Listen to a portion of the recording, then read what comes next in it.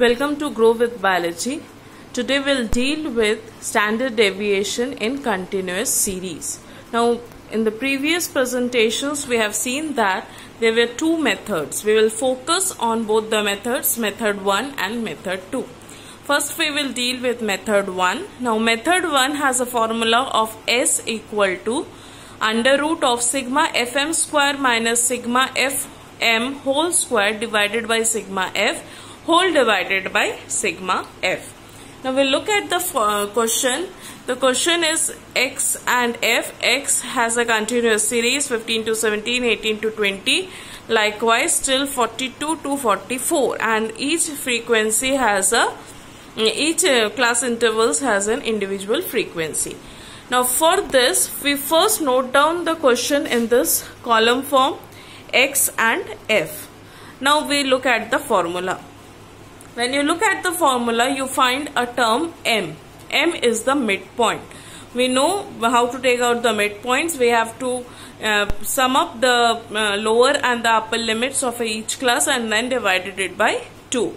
So for the class interval mid values, we will get in 15 to 17 mid value will be 16, 18 to 20 it will be 19, and so on. Now if you look at the formula,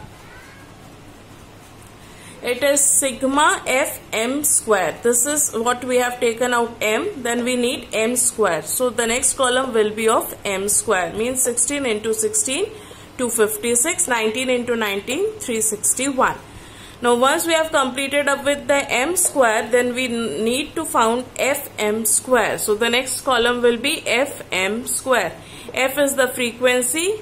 For this 256, the frequency was 2. So 2 into 256, that is 512. Next is sigma fm whole square. First we have to find f into m, then we have to do the summation. So the next column will be f into m. F is 2, m is 16. 2 into 16 is 32. Similarly, 2 into 19 is 38. Likewise, you have to do the calculations for all. Now we focus again on the formula. It is sigma of fm square. This is the column of fm square. So the total summation will come to 41342. Now another is sigma fm whole square. This is fm. The square value fm summation is 1316. We have to square it, means 1316 into 1316 divided by sigma f summation is 44. Now when we put in the formula, it is 41342 minus 1316 whole square was there, so you have to multiply, then divide by 44. You follow the Bottom's rule. First do the multiplication, then divide this product by 44, then whatever result you get, you subtract it from this, and again whatever result you get after that, you do it the division by 44. You will get the value as 6.71. Now when we continue with method 2, the formula is S is equals to sigma f dx whole square divided by sigma f minus sigma f dx divided by sigma f whole square into c, where c is the common factor.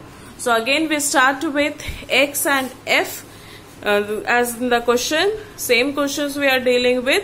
We have find out the mid values again as in the method 1.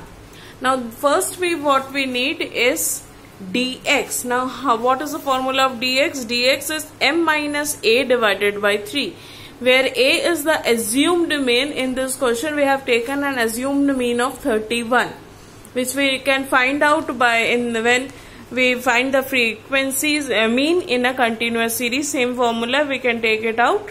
The assumed mean here is 31. The formula of finding dx is m minus a by 3. A is the assumed mean. M is 16 minus 31 divided by 3, where 3 is the common factor. Likewise, we have to find, it will be coming as minus 5, minus 4. Next column is dx square.